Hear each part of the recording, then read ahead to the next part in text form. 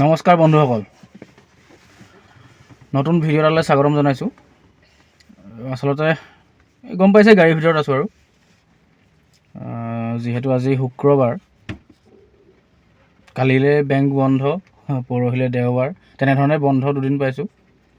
ঘৰলৈ যাবলৈ ওলাইছোঁ অলপ দেৰিকৈ আৰু অফিচৰ কাম সামৰি। এতিয়া কথাটো হ'ল, যাত্ৰাটোতো দেখামেই, লগতে নতুন বস্তু এটা দেখাবলগীয়া আছে। মই আজি আমাৰ কোম্পানীৰ ফালৰ পৰা দিৱালী গিফ্ট এটা পালোঁ। আগতেও পাওঁ, কিন্তু এইবাৰতো অলপমান স্পেচিয়েল যেন মোৰ অনুভৱ হৈছে।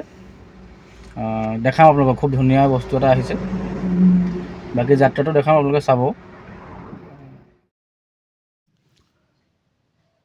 গাড়ীত উঠি যাবলৈ লৈছিলোঁ, তেনেকুৱাতে মানে ফোন আহিলে এমাজনৰ ফালৰ পৰা। ফোন আহিলে মোক ক'লে যে আপোনাৰ এটা পাৰ্চেল আহিছে, তাকো প্ৰিপেইড, পইচা অলৰেডি দিয়া আছে। মানে মই আচৰিত খালোঁ যে মইতো একো অৰ্ডাৰ কৰা নাছিলোঁ। তেতিয়া বস্তুটো ল'লোঁগৈ, লৈ এইখিনি আপোনালোকে চাওকচোন, আমি খুলি দেখাইছোঁ। মই অনুমান কৰিছিলোঁ অৱশ্যে, যিহেতু মোক আমাৰ কোম্পানীৰ ফালৰ পৰা ফোন কৰি এড্ৰেছটো কনফাৰ্মেশ্যন এবাৰ মোক কৰাইছিলে। আৰু মোৰ যিহেতু আগতে অভিজ্ঞতা আছে, মই জানো যে দিৱালীৰ আগতে এনেকৈ কোম্পানীখিনিয়ে গিফ্ট পঠায়। মানে মই অনুমান কৰিছিলোঁ সেইটোৱে শুদ্ধ ওলালে। কিন্তু বস্তুটো ইমান মৰম লগা বা ইমান ভাল, আগতেও বহুতখিনি গিফ্ট পাইছোঁ, কিন্তু এনেকুৱা পোৱা নাছিলোঁ। মানে মই এইটো সেইকাৰণে চাইছোঁ, খুলি মেলি চাইছোঁ, এইটো খুব এটা ভাল প্ৰডাক্ট। মানে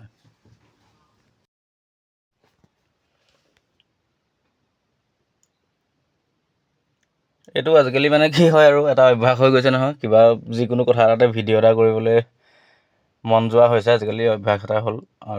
আৰু নতুনকৈ মোৰ চেনেলটো মনেটাইজো হৈছে, আপোনালোকে সকলোৱে হয়তো দেখিছে। তেতিয়াৰ পৰা আৰু অলপ উৎসাহিতও হৈছোঁ। আজি মানে বস্তুটো এনেই মই আকৌ কৈছোঁ যে মই আগতেও বহুতবাৰ এনেকুৱা পাইছোঁ যদিও এইবাৰ অলপ বেছি ভাল লাগিছে। গতিকে ইতিমধ্যে যাত্ৰাটো আমি গাড়ীত যিহেতু অলৰেডি আৰম্ভ কৰিবলৈ লৈছিলোঁৱে, তেনেকুৱাতেহে ফোনটো আহিলে ভাগ্য ভাল। কাৰণ নহ'লে ঘৰলৈ গুচি অহাহেঁতেনতো আমাৰ দিগদাৰো হ'লহেঁতেন। বস্তুটো আমি পটককৈ নাপালোঁগৈহেঁতেন, আকৌ ঘূৰি আমি 4 দিনৰ পাছতহে যাম যিহেতু। গতিকে ভাল লাগিছে। এতিয়া সেইটো ঘৰলৈও লৈ আহিছোঁ, মানে দেখাবৰ কাৰণে মাহঁতক। এই ঠাইখিনি আপোনালোকৰ আজিকালি চিনাকি হৈ পৰিছে চাগে, আমি দেখাই থাকোঁ যিহেতু ভিডিঅ'ত। এই তিনিআলিটোৰ মানে চাৰিআলিটোতে আমি থাকোঁ আজিকালি ওচৰতে। তাৰ পৰা আমি ঘৰৰ ফাললৈ আহিছোঁ, অৰ্থাৎ সৰুপথাৰত যিহেতু থাকোঁ, গোলাঘাট জিলাৰ। এতিয়া সৰুপথাৰৰ ফালৰ পৰা আমাৰ ঘৰ যিহেতু টিয়কত, যোৰহাট ডিষ্ট্ৰিক্টৰ। গতিকে সেইফাললৈ আহিবলৈ হ'লে আমি বিশেষকৈ যিটো ৰাস্তা জানো, এই সৰুপথাৰৰ পৰা বৰপথাৰৰ ফালে আহিব লাগে। তাৰ পৰা গোলাঘাট জিলাৰ খুব নাম থকা এভাগ অনুষ্ঠান, আঠখেলীয়া নামঘৰ, সেই নামঘৰ ভাগৰ দিশলৈ আহিব লাগে।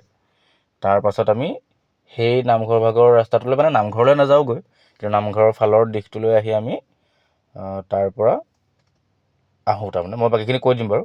এয়া পেট্ৰল ভৰাই ল'লোঁ গাড়ীত, যিহেতু ওলাই অহাটো দেৰি হৈছে, ৰাতি খুব দেৰিকৈ আমি হয়তো পেট্ৰল পাম্প নাপাবও পাৰোঁ। আৰু আমি যিহেতু ঘৰৰ মানে কিছুমান বয় বস্তু লৈ আহোঁ নহয় গাড়ীত অহা যোৱা কৰোঁতে, যাওঁতেও লৈ যাওঁ, আহোঁতেও ঢেৰ কিছুমান বস্তু গাড়ীত লৈ আহোঁ।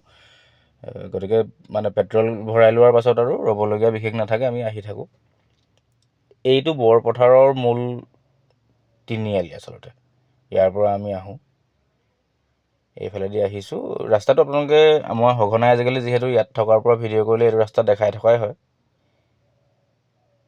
এই অঞ্চলটো বৰপথাৰৰ পৰা তিতাবৰৰ দিশলৈ আহি থাকোঁতে পোৱা এটা ৰাস্তা। এইখিনি পাৰ হৈ আহি আছোঁ। এতিয়া কথা হ'ল কি, বতৰটো বৰষুণ, অলপ অলপ বৰষুণ দিছে।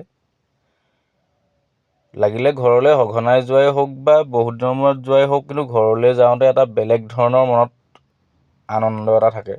ঘৰলৈ যাম, ঘৰ গৈ পামগৈ। আৰু নিজৰ ঘৰখনটো প্ৰত্যেক মানুহৰ কাৰণে আপোন নহয় জানো? গতিকে সেইমতে খুব ঘৰলৈ অহা সময়খন মানে একদম এক্সট্ৰা এটা এনাৰ্জি থকাৰ নিচিনাকৈ আহোঁ আৰু আমি।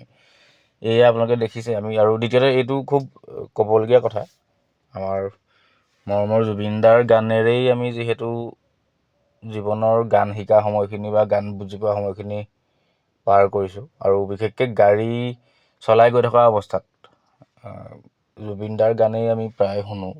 আচলতে প্ৰায় বুলি ক'লে ভুল হ'ব, মানে প্ৰত্যেক মুহূৰ্ততে আমি জুবিনদাৰ গানেই শুনো, সুখতো দুখতো।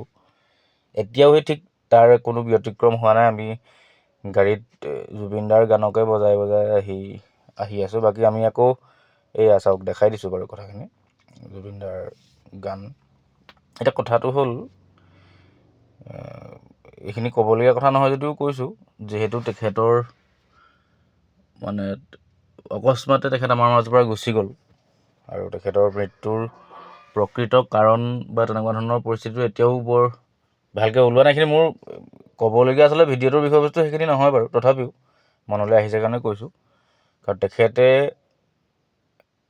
ন্যায় পোৱাৰ যিটো আমাৰ দাবী সমগ্ৰ অসমবাসী বা তেখেতক জনা প্ৰত্যেকজন মানুহে যিহেতু তেখেতৰ মৃত্যুৰ তদন্ত ভালদৰে হোৱাটো বিচাৰিছে, সেইখিনি আশা কৰিছোঁ আমি ভালধৰণে কাম হৈ আছে। তথাপি মই কথাৰ মাজতে কথাটো কৈ দিছোঁ আৰু এইখন চাওক, এইটো এটা বিশেষ তিনিআলি য'ৰ পৰা এটা দিশলৈ মেৰাপানীৰ ফালে যাবগৈ পাৰি, অন্য এটা দিশলৈ এনেকৈ এইফালে আমি গুচি আহোঁ। তাৰমানে আমি যিহেতু ঘৰলৈ আহি আছোঁ এতিয়া, এনেই ইয়াতকৈও অকণমান চমু ৰাস্তা এটা থাকি আহিলে আগতে, আমি ইচ্ছা কৰিয়ে অলপমান দূৰেদি আহিছোঁ। তাৰ কাৰণটো এইটোৱে যে সেই চমু যিটো ৰাস্তা, কিন্তু ৰাস্তাটো যথেষ্ট ভগা চিগা অৱস্থা, শোচনীয় হৈ থাকে। গতিকে 5-10 কিলোমিটাৰমান বেছি হয়, হ'লেও মানে আমি এই ৰাস্তাটোৱে আহোঁ। এয়া আহি অৱশেষত আমি অতি মৰমৰ আমাৰ কমাৰবন্ধাৰ মানে গোলাঘাট জিলাৰ কমাৰবন্ধাৰ পৰা যোৰহাটলৈ যিটো আমি সহজ ৰাস্তা আৰু ক'বলৈ গ'লে, যিটো ৰাস্তাই আহিলে আমি যোৰহাট চিকিৎসা মহাবিদ্যালয়খনো কাষতে পাব পাৰি, সেই ৰাস্তাটোৱে আমি প্ৰায় আজিকালি অহা যোৱা কৰোঁ। কমাৰবন্ধা ৰাস্তা, আৰু খুব নতুনকৈ নৱনিৰ্মিত পথ আচলতে, গতিকে খুব ধুনীয়া অৱস্থা। তেনেধৰণে আহি আছোঁ। এয়া আমি আমাৰ যোৰহাটৰ গড়আলি পাব হৈছে, পোৱাগৈ নাই আৰু অলপ বাকী আছে। এইধৰণে আহি আছোঁ। আৰু যিহেতু মাজে মাজে আমি দুবাৰ এবাৰ ৰ'ব লগাও অৱস্থা হৈছে। মানে কি হৈছে, আপোনালোকে যিসকলে গাড়ী চলাই থাকে বা বিশেষকৈ যাত্ৰা কৰি থাকে জানেই তেওঁলোকে যে বৰষুণৰ বতৰত কি হয়, অকণমান মানে গ্লাছখনৰ অকণমান দিগদাৰী নিচিনা এটা হয়। মাজতে মই এবাৰ ৰৈ মোহাৰি ল'লোঁ। মাইনুৱে মই দুয়োটা আহি আছোঁ, যিহেতু দুয়োটাই লগ লাগি অকণ ঠিক ঠাক কৰি লৈ এতিয়া আহি আছোঁ।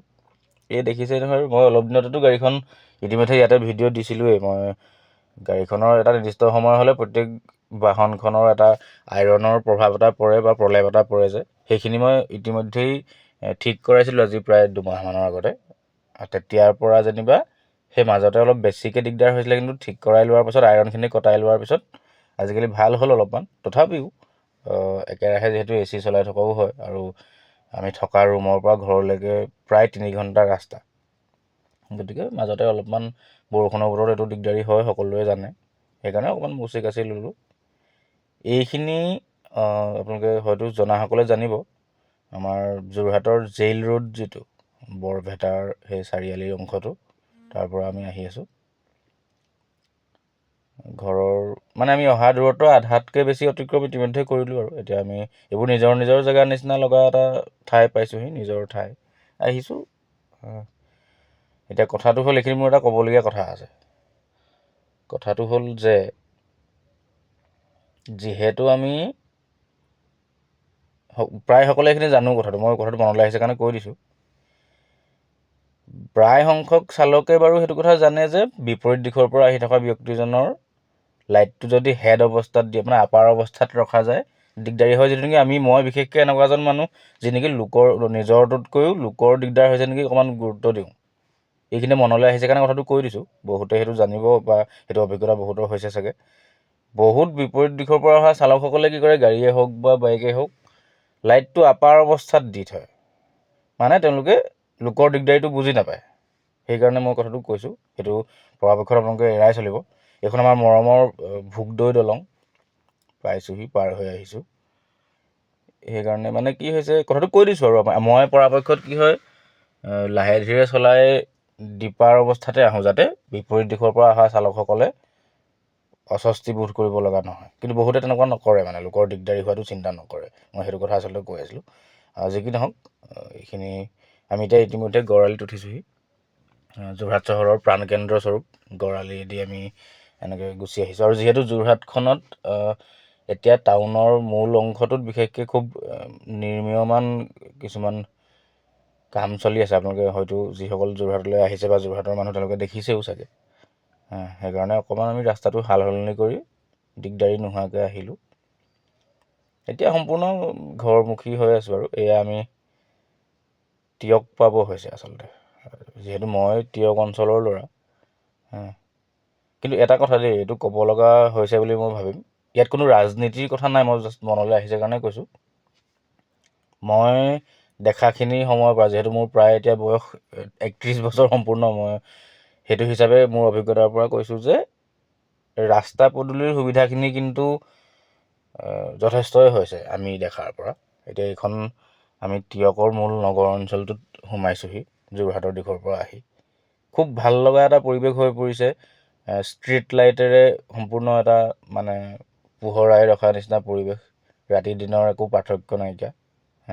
বা মানুহৰ সুৰক্ষাৰ ক্ষেত্ৰতো এইখিনি কাম আহে, কাৰণ আন্ধাৰ বস্তুটো অলপ ভয় লগা ধৰণৰ বস্তু, গতিকে আৰু আজিকালি পৃথিৱীত বিভিন্ন ধৰণৰ কিছুমান ঘটনা ঘটি থাকে, গতিকে সেইখিনি হিচাপত মই কথাটো কৈছোঁ। এই দেখি ভাল লাগিছে, মানে মই বহুত দিনৰ মূৰত অহা নিচিনা অনুভৱ এটা হৈছে। বিশেষকৈ কি হয়, মোৰ মনত একজেক্টলি নাই কিমান দিন হৈছে, কিন্তু মানে মই এইটো কথা কৈ আছোঁ যে এই মই বেলেগ অঞ্চলৰ কথা কোৱা নাই, কিন্তু মই বিশেষকৈ আমাৰ এই যোৰহাট জিলাখন বা টিয়ক অঞ্চলটোৰ ক্ষেত্ৰতে যিখিনি দেখিছোঁ, ৰাস্তা পথৰ উন্নয়নখিনি কিন্তু যথেষ্টই হৈছে বাৰু। আৰু আজিকালি অপ্ৰীতিকৰ কিছুমান ঘটনা, যিখিনি নঘটিবলগীয়া ঘটনা, তেনেকুৱাও বিভিন্ন ঘটনা ঘটি থাকে ক'ৰবাত বা আমাৰবোৰ জেগাতো ঘটিছে। মই আচলতে এইটো ক'ব বিচাৰিছোঁ, তাৰমানে এই পৰিৱেশটো দেখি মনলৈ আহিছে কথাটো, ৰাতিও মানুহে মানে সুৰক্ষিত অনুভৱ কৰিব পৰাকৈ আজিকালি এইবোৰ গঢ়ি তুলিছে। বিশেষকৈ ষ্ট্ৰীট লাইটৰ ব্যৱস্থাটো বৰ বেছি দিনৰ হোৱা নাই, মানে মই যিহেতু ইয়াৰে ল'ৰা মইতো জানো, সেইটো হিচাপে মই কথাটো কৈছোঁ। তাৰমানে ৰাস্তা পদূলি উন্নত হ'ল আজিকালি, বা ষ্ট্ৰীট লাইটৰ ব্যৱস্থাটোক মই ভাল পাইছোঁ তাৰমানে।